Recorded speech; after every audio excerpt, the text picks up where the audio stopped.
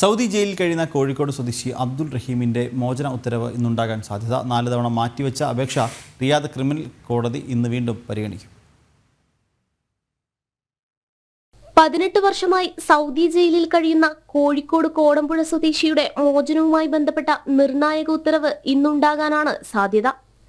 Saudi ബാലന്റെ മരണവുമായി ബന്ധപ്പെട്ട കേസിൽ 34 കോടി രൂപ മോചനദ്രവ്യം കോടതിയിൽ കെട്ടിവെച്ചുവെങ്കിലും സാങ്കേതിക പ്രശ്നം കാരണം മോചനം വൈകുകയാണ്.